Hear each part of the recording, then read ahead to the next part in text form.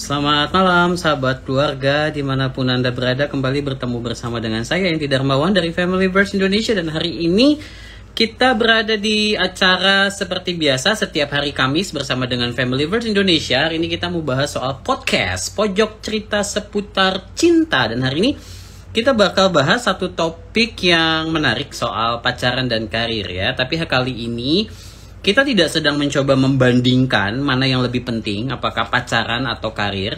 Tapi hari ini kita mau sama-sama belajar tentang bagaimana relasi kita bersama dengan pasangan itu juga memberikan support kepada kita di dalam kita menjalani pekerjaan kita, di dalam kita menjalani karir kita ya. Pacar yang kayak gimana sih yang harus kita cari, atau pasangan seperti apa sih yang bakal support kita di tengah-tengah karir yang sedang kita jalani. Nah, hari ini kita bakal ngobrol seru bersama dengan Bapak Himawan Hadiraharja yang tentunya sudah melewati masa-masa pencarian akan pasangan hidup, karena Pak Himawan saat ini sudah dikaruniai 3 orang putra dan putri ya. Jadi kita bisa belajar langsung dari pakarnya tentang bagaimana Pak Himawan sendiri memilih pasangan hidup dan sejauh mana pasangan hidupnya mensupport karir Pak Himawan sampai dengan hari ini. Jadi kita langsung aja ngobrol bersama dengan Pak Himawan ya.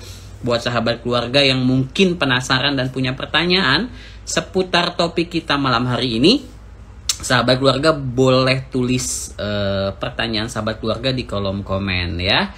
Mungkin ada yang lagi galau karena ternyata terlalu asik berkarir akhirnya nggak pacaran, atau yang keasikan pacaran akhirnya melupakan karirnya. Kita mau ngobrol langsung sama Pak Himawan ya sahabat keluarga ya. Saya akan invite Pak Himawan untuk boleh join bersama dengan kita malam hari ini. Oke. Halo, selamat malam Pak Himawan.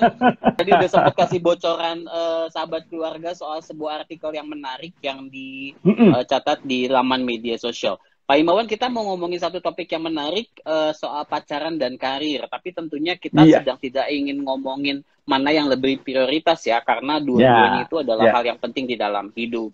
Nah, kalau bagi Pak Himawan sendiri, melihat topik ini bagi Pak Himawan dari kacamata seorang Pak Himawan, apa sih sebetulnya pentingnya kita membicarakan topik hari ini?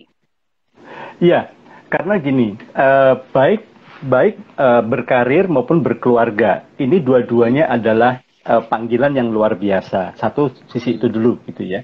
Kemudian yang kedua, bahwa kedua-duanya ini juga memang membantu kita untuk membangun harga diri kita, membangun self-esteem kita, membangun juga self-actualization kita juga gitu ya. Ini dua-duanya sama pentingnya sebetulnya.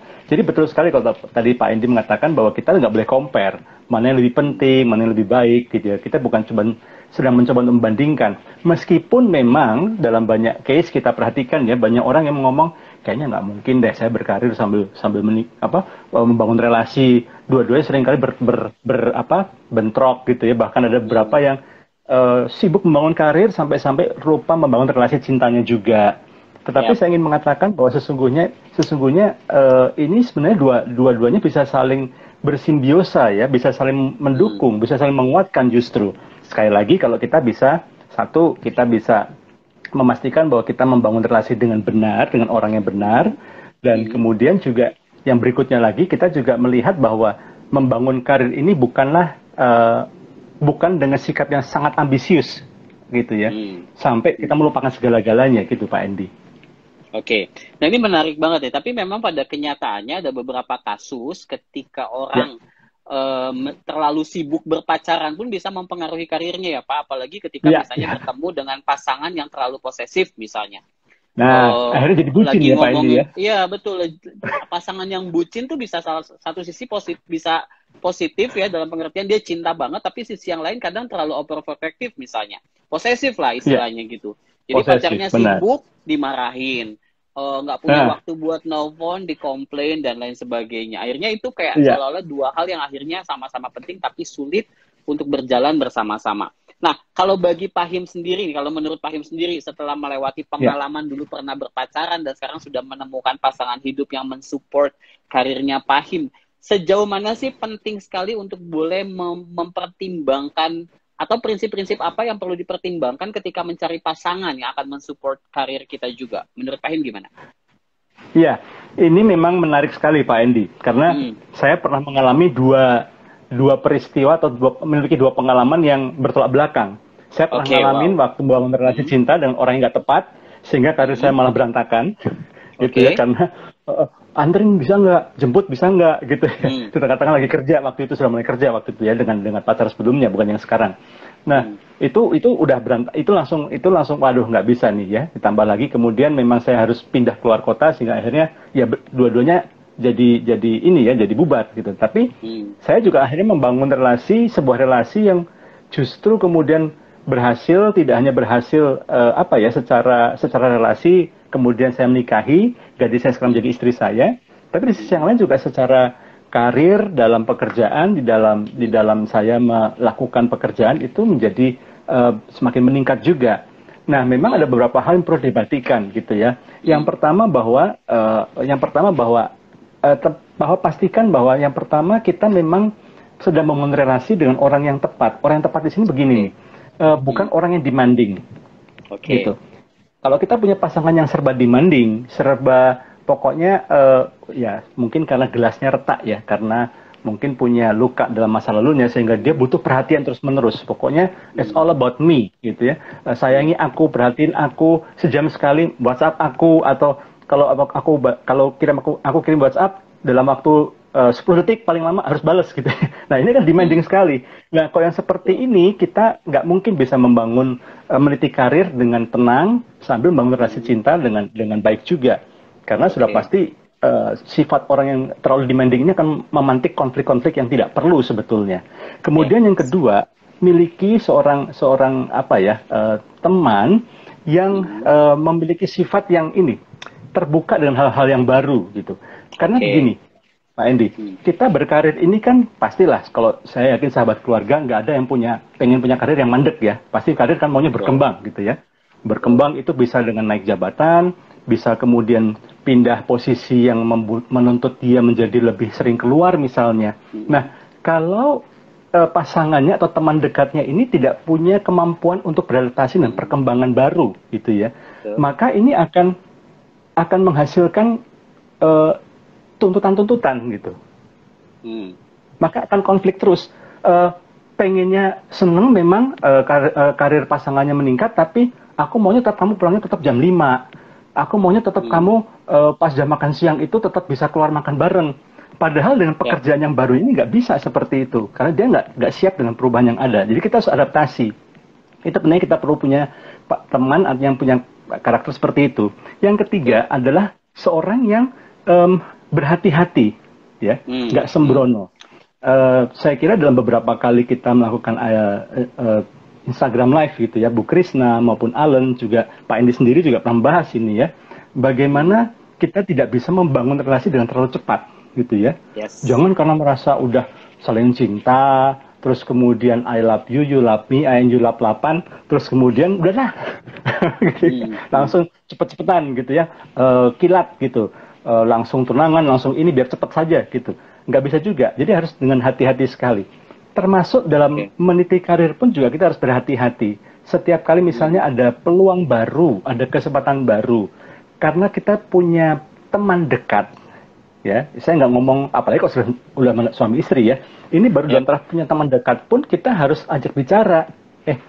Aku dapat kesempatan promosi nih, tapi aku harus pindah misalnya, nggak jauh-jauh sih, cuman ke Bandung misalnya gitu ya. Wah, ini kan meskipun nggak jauh, tapi kan lumayan, itu kan sesuatu sekali gitu ya. Jadi akhirnya kesempatan untuk berelasi atau untuk bertemu menjadi berkurang. Nah, itu harus didiskusikan lebih dulu. Harus hati-hati, nggak sebenarnya dalam mengambil keputusan gitu ya. Yang berikutnya lagi sifat yang ekstraversi. Artinya pribadi yang seorang yang nyaman, seorang yang memang terbuka untuk berinteraksi dengan orang lain. Memang sih harus diakui ya, tidak semua orang akan bisa memiliki sifat yang ekstrovert, artinya easy going gitu ya, outgoing gitu. Tetapi paling tidak gini, kalau sudah punya teman dekat, sekali lagi teman dekat ya, sudah mengarah satu relasi yang cukup serius, masa sih ada hal-hal yang diumpetin, masa sih ada hal-hal yang disembunyiin gitu ya. Nah, ketika hal-hal ketika seorang tidak bisa terbuka dengan teman dekatnya yang akan menjadi calon pendampingnya, maka kita jadi akhirnya mempertanyakan, ini serius nggak sih bangun relasi? Nah, kalau kita relasi kita jadi bermasalah, pasti ujung-ujungnya karir pun juga nggak bisa kerja dengan tenang, karena pasti dihantui kan. Kenapa pasangan saya nggak terbuka sama saya ya? Oke lah, dia mungkin nggak banyak cerita sama orang lain, tapi kan saya temen deketnya gitu. Ya kan, masa sih sama saya aja nggak bisa terbuka seperti itu. Nah, ini karakter yang perlu dimiliki juga. Nah, satu lagi adalah yang terakhir adalah agreeable, artinya seorang yang tidak egois, yang mudah untuk berkompromi, lentur untuk berkompromi, lentur untuk bersepakat, khususnya untuk hal-hal yang tidak prinsipil, ya, hal-hal yang tidak prinsipil.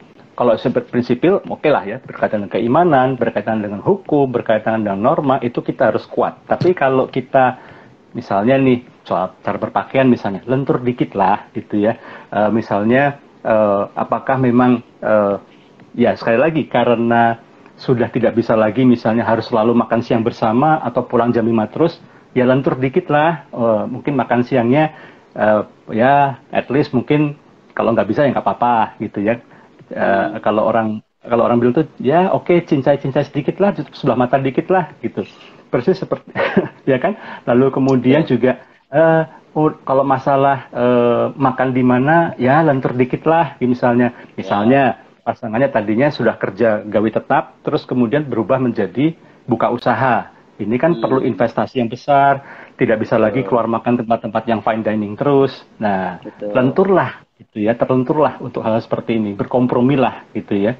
Nah, karakter-karakter seperti ini yang akan membantu seseorang untuk bisa tidak hanya baik dalam membangun karirnya, tapi juga baik dalam membangun relasi cintanya, Pak Andy. Oke, aku review sedikit ya Pak ya, supaya sahabat keluarga yang mungkin baru join juga bisa ngikutin. Jadi yang pertama, yang paling penting adalah baik kita maupun pasangan kita belajarlah untuk menjadi pasangan yang tidak menuntut gitu ya. Tadi Pak Himawan ungkapkan ya, terlalu banyak menuntut, karena toh memang hidup itu kan butuh perjuangan, dan yang namanya membangun karir butuh perjuangan. Udah ditarik, dituntut di tempat pekerjaan, dituntut sama pacar, itu udah jadi kayak kepala bisa pecah gitu ya. Balik. Karena jungkir balik bener, karena dipenuhi dengan tuntutan. Yang kedua tadi Pak Himawan ingatkan harus jadilah pasangan atau carilah pasangan yang terbuka sama hal-hal yang baru. Itu penting banget. Open minded itu juga menjadi sesuatu hal yang sangat penting sekali untuk bisa melihat bahwa memang tidak segala sesuatu itu sesuai dengan apa yang kita inginkan dan kita harapkan.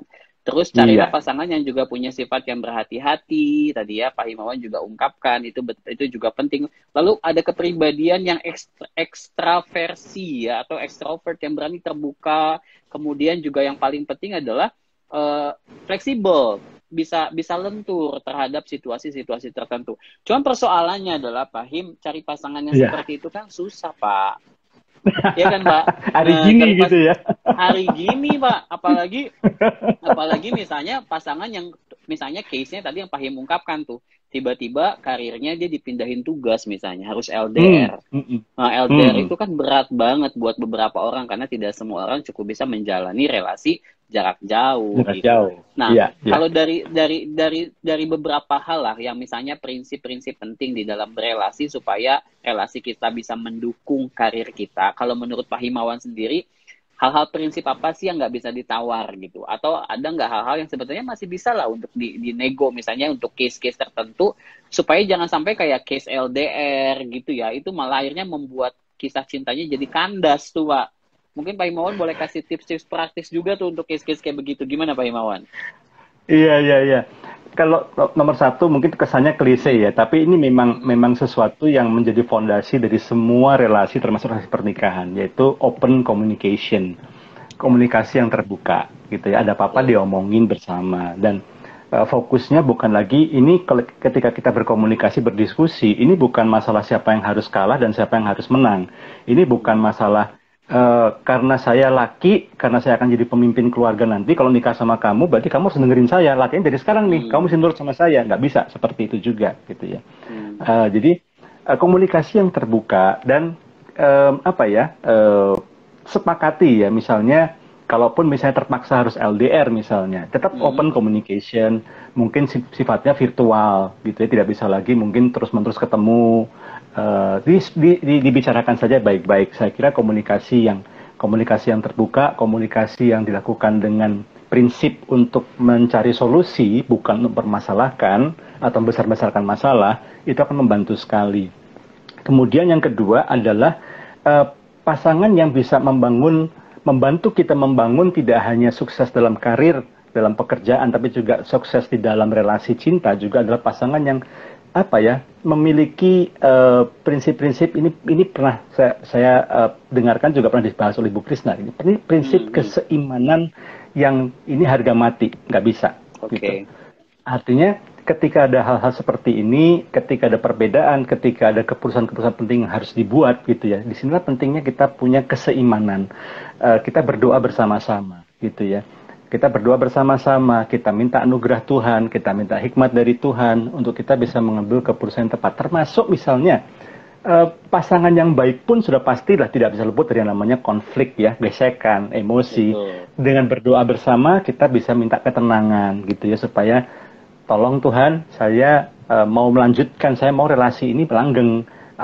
Tolong saya supaya saya bisa melihat kegalauan dia. Tolong saya supaya saya bisa melihat bahwa di balik mungkin kata-kata yang kurang enak, di balik nada suara yang tinggi, saya tuh bisa menemukan esensinya sebetulnya. Dan supaya kami bisa komunikasi lebih baik. Saya kira dua prinsip ini. Dan yang ketiga adalah komunitas ya. Komunitas ini bicara soal teman-teman, bicara soal keluarga juga gitu ya. Bagaimana relasi, dukungan dari komunitas, dari teman-teman, dukungan dari orang tua, dukungan dari pembimbing rohani misalnya, itu juga membantu kita untuk bisa tidak hanya sukses dalam berkarir, tapi juga dalam bangun relasi saat bersamaan.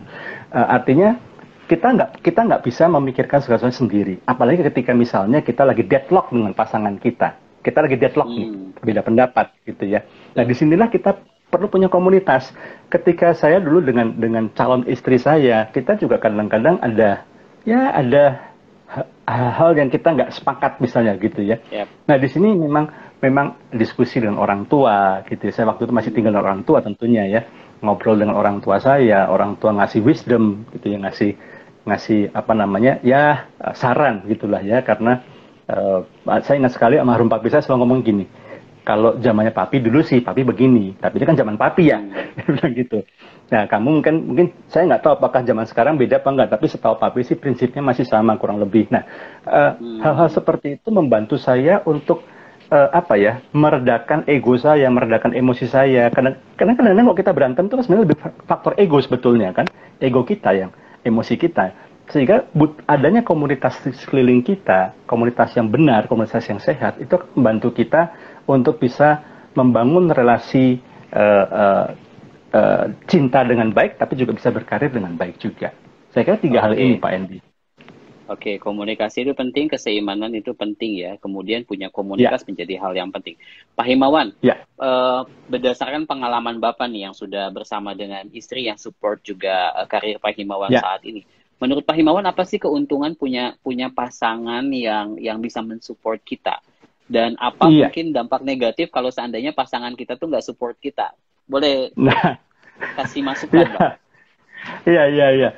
Sudah pasti gini, apapun keputusan yang kita ambil berkaitan dengan karir khususnya gitu ya, itu pasti ada konsekuensinya. Pasti ada. Setiap keputusan itu pasti ada konsekuensinya.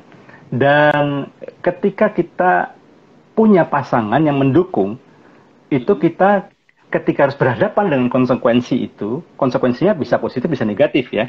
Kan kita nggak mungkin pilih-pilih, saya mau ngambil ini, cuman saya mau ngerasain konsekuensi yang positif doang, yang negatif saya nggak mau, kan nggak bisa. Kita kan satu paket gitu ya. Bahwa setiap kali kita ngambil satu jalan misalnya, let's say analoginya, kita nggak mau lewat tol, kita jalan biasa. Ya sudah jalan biasa, memang lebih irit nggak bayar tol, tapi macet. Nah kita harus terima tuh konsekuensi itunya. Nah sama dalam hidup juga demikian. Nah ketika kita punya pasangan yang mendukung, at least ketika ada konsekuensi negatif yang harus kita jalani, kita nggak merasa sendiri karena kita punya pasangan yang mendukung, ya kan?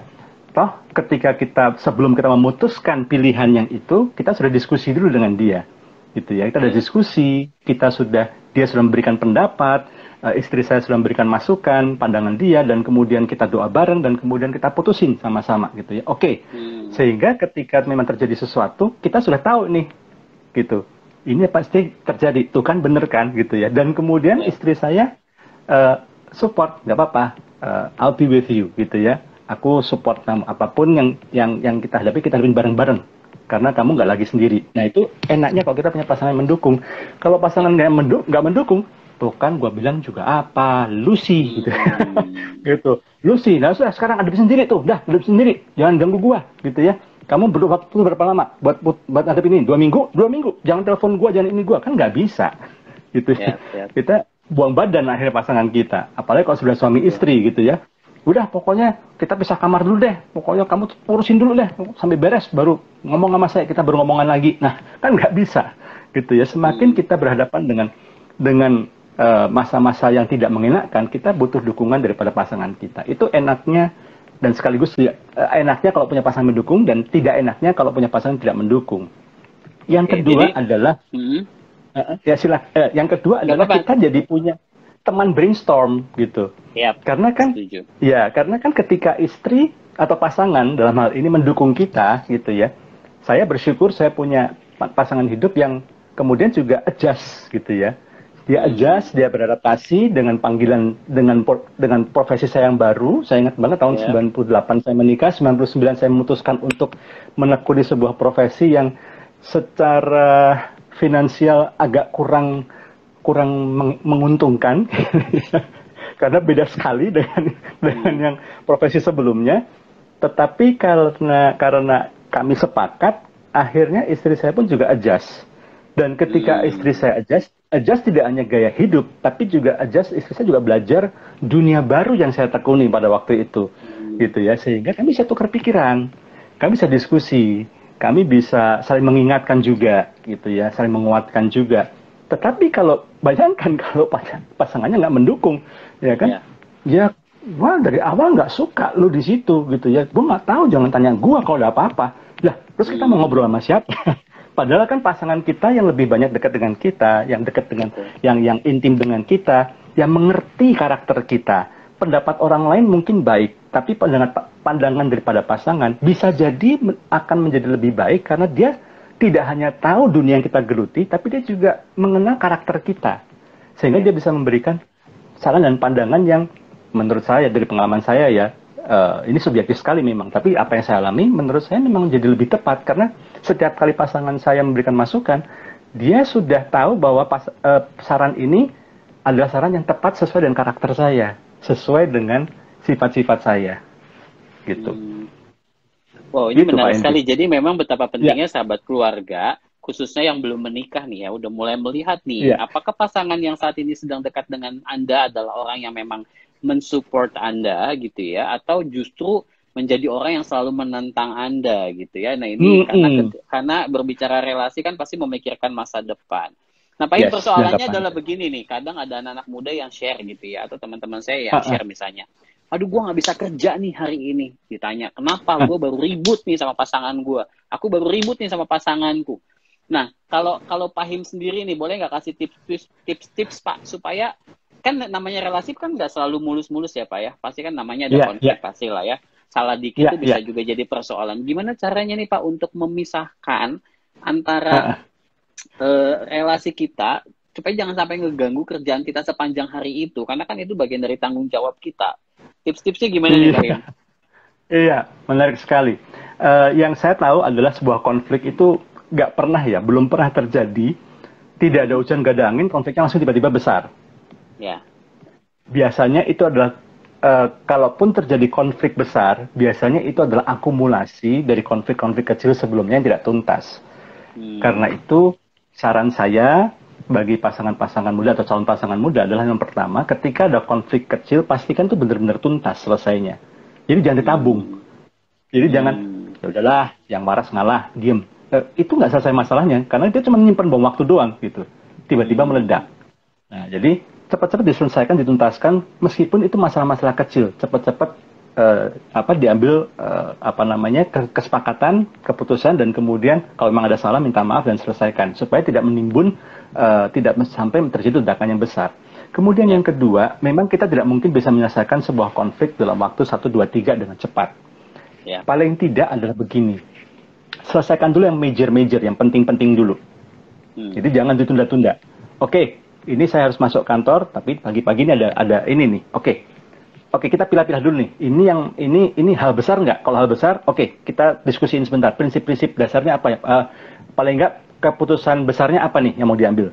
Kita misalnya apa? Keputusan pindah kota misalnya gitu. Jadi keputusan besar misalnya atau sesuatu hal yang lain. Tapi paling nggak gini, sepakati dulu prinsip-prinsip dasarnya gitu ya. Yang besar-besar udah beres ya. Oke, saya harus kerja. Kamu juga tahu bahwa kerja ini juga buat kita juga gitu ya. Jadi aku minta pengertian kamu, bukan berarti saya mengentengkan masalah yang lain, tapi yang besar kita sepakat dulu ya. Nanti saya pulang kantor, kita ngomongin lagi. Saya akan kembali setelah pesan-pesan berikut. Kira-kira begitu lah, di bawah pesan sedikit kalau perlu gitu ya. Sehingga paling tidak pasangan kita ini melihat bahwa, iya, dia tahu persis ya hal-hal yang besar-besar, kita sepakatin dulu. Berarti dia juga ngertiin saya. Dia memperhatikan saya dan dia menghargai saya. Ya, kalau seorang pasangan merasa dihargai lebih dulu, diperhatikan kebutuhan dasarnya, ya udahlah, yang kecil-kecil ntar malamnya dia ngomongin. Itu pun biasanya kalau saya ya, dan beberapa teman-teman yang ngalamin ya, kalau yang besar udah selesai, yang kecil-kecil biasanya juga ya udahlah, gitu, tutup sebelah mata istilahnya, gitu ya, sampai ketika pulang juga, kita lanjutin lagi yuk, omongannya soal apa? Yang itu kan masih beberapa hal lagi kecil-kecil. Udahlah, aku yang salah kok. Udah aku minta maaf deh, nggak usah dipikirin deh. Yang itu tuh nggak perlu lagi. Yang penting gede-gede udah kita sepakati tadi pagi. Nah itu udah selesai kan, gitu. Jadi kita juga jelaskan dan di saat-saat di luar konflik ya, di saat-saat kita lagi santai, di saat-saat kita lagi relax, itu yang pentingnya memang kita harus banyak sering ngedate ya dengan pasangan kita. Kita tukar pikiran, kita saling cerita dan kemudian kita mau menyamakan visi, menyamakan persepsi, menyamakan visi masa depan juga, sehingga waktu-waktu dating itu membantu kita untuk meminimalisir terjadinya konflik-konflik tidak perlu, termasuk juga membantu kita membuat pasangan kita jadi mengerti ketika kita harus juggling ya, harus menimbang dengan bijak. Satu sisi ada konflik, tetapi ini ada karir yang harus, ada pekerjaan penting yang harus diselesaikan, gitu ya. Nah, ketika relasi kita dengan pasangan ini baik, maka pasangan yang baik akan mengatakan, ya sudah, paling enggak yang intinya aku udah oke, kita sepakat ya ini ya, yang lain-lainnya ntar dulu deh, kamu kerja dulu aja, gitu. Atau bahkan dalam beberapa kasus, ini masalah besar sih, tapi kita mau ngomong sekarang juga nggak bisa, karena kamu ada pekerjaan penting, kamu ada meeting penting misalnya, kamu ada satu hal yang harus, ada project yang harus kamu kerjakan, kamu pergi dulu aja deh, nggak apa-apa, ini bisa menunggu. Nanti aku kelola emosi dulu juga, nanti malam baru kita omongin lagi deh. Nah, karena relasinya udah baik. Gitu Pak Andy. Oke, wow. Ini menarik nih. Kalau aku boleh simpulkan, berarti paling tidak dua hal tadi yang Pak Ahim sebenarnya udah sempat singgung sebelumnya. Kelenturan itu penting. Kelenturan itu penting. Kita nggak boleh terlalu kaku. Maksudnya ketika ada persoalan, ya kita harus belajar lentur. Yang kedua, belajar memahami pasangan kita. Belajar berempati bahwa pasangan kita mau kerja misalnya. Ada banyak kerjaan yang harus dia lakukan. Jangan selalu memaksakan kemarahan kita kepada pasangan kita gitu loh. Sementara karir itu kan juga akan berpengaruh terhadap masa depan kita ke depannya seperti apa. Jangan sampai karir ini jadi rusak. Nah, itu menarik sekali. Dan apa yang tadi Pak Him ungkapkan, ya saya pikir itu bisa menjadi sesuatu yang relevan untuk bisa diterapkan di dalam kehidupan sahabat keluarga ya, yang khususnya lagi berpasangan. Pak Him, aku ada sebuah pertanyaan nih sebelum nanti kita tutup ya. Beberapa orang merasa agak susah kalau seandainya dia menjalani relasi dan kemudian karir bersama dengan seseorang di tempat yang sama. Dalam pengertian gini, berelasi atau pacaran sama teman satu kantor misalnya. Atau berpacaran sama rekan bisnis nih. Kalau Pak Him sendiri ngelihatnya positifnya apa, negatifnya apa nih Pak Him nih? Ngedukung nggak kira-kira kalau hal-hal kayak begitu tuh Pak? Iya, kalau saya termasuk yang kurang mendukung dan pacaran orang sekantor ya. Pacaran dengan satu orang aja, jangan sekantor. Oh iya, jangan sekantor, Pak. Kebanyakan ya, Pak. Setuju. Betul. Ya, memang gini ya, ini menjadi salah satu dilema konflik yang klise sebetulnya. Ini termasuk juga terjadi ketika dalam pernikahan, ketika suami istri mengelola usaha bareng, usaha bersama-sama, ya kan? Nanti yang ada urusan di kantor kebawa-bawa dalam urusan rumah tangga. Jadi di sini kita harus pandai-pandai memang membuat kesepakatan. Jadi sebelum misalnya ketika masih berteman, makin dekat, belum sampai pacaran misalnya gitu ya, sadar nih, memang ada rasa tertarik, sadar memang ada satu apa ya, bukan hanya sekedar kasmaran, tapi juga memang relasi yang baik yang akan menjurus ke pernikahan, maka dibicarakan dari awal. Buat kesepakatan lebih dulu, gitu ya. Kapan waktu-waktunya kita ngomong tentang aku dan kau, kapan waktu-waktu kita ngomong soal pekerjaan. Ini penting nih, di sini nih. Dan kemudian sepakati bahwa selesai urusan pekerjaan, kita mungkin beda pendapat dalam pekerjaan, tapi apa yang terjadi di kantor, berhenti sampai di kantor. Begitu keluar dari pintu kantor, kita sudah harus switch, gitu ya, ganti suasana. Berubah. Gitu ya. Jadi kita menikmati di situ. Dan memang di sini perlu saya mengingatkan, artinya ketika kencan, misalnya ketika dating, pasti. Saya juga pernah ngalamin sekantor soalnya sama istri saya waktu itu. Jadi waktu pacaran menjelang menikah sampai menikah itu kami sempat sekantor gitu ya. Meskipun beda divisi, tapi satu komplek kantor. Kebayang nggak sih gitu ya, berangkat bareng, lalu kemudian makan siang bareng. Pulang bareng, tidur sekamar gitu ya. Tapi satu sisi kami melihatnya karena kami sudah sepakat ya. Ya satu hal lagi karena kami beda divisi itu membantu kami. Jarang sekali ada singgungan dalam hal ini. Tetapi kita harus ada kesepakatan itu dulu. Kemudian yang berikutnya lagi adalah kita juga termasuk kesepakatan ketika kita lagi dating ngomong aku dan kau, ketika kita lagi kencan aku dan kau, kita nggak ngomongin soal kerjaan, kita ngomongin hal lain kita, gitu ya. Ngomongin soal masa depan kita, apalagi waktu mau nikah, gitu ya, persiapan nikah, gitu ya. Objeknya itu menyamakan persepsi tentang mau punya anak berapa, nanti siapa yang jagain anak, topiknya seperti itu. Sama sekali nggak bahas soal pekerjaan. Nah, itu kalau bisa dilakukan dengan baik, itu kita akan menjadi sangat membantu sekali. Satu lagi adalah memahami bahwa setiap dari kita pasti punya kelebihan kelemahan. Kita punya kekuatan, pasangan kita juga punya kekuatan. Kita juga punya kelemahan, pasangan kita punya kelemahan. Ketika kita saling menyadari bahwa kita ini memang dua pribadi yang tidak sempurna, tetapi kita bisa mengkomplimen, bukan berkompetisi, tapi berkomplimen, gitu ya, saling melengkapi. Maka kita tidak perlu lagi melihat bahwa ketika kita bekerja sama-sama, kita membangun bisnis sama-sama, kita nggak lagi kompetisi kok. Ketika misalnya karirnya bagus, kita nggak perlu kompetisi, karirmu lebih bagus, karirku lebih bagus, nggak perlu iri-irian.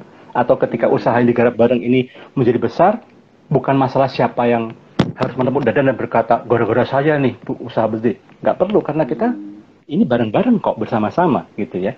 Nah ini harus dipahami di sini bahwa dalam relasi ini berkomplimen, bukan kompetisi. Tetapi kalau seandainya di dalam